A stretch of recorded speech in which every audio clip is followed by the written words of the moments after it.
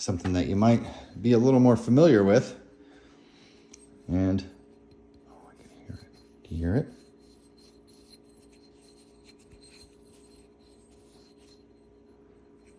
Wow. Right? Who finds paleo points like that in North Carolina? The thing is, I know where to find them. And you know where they're at?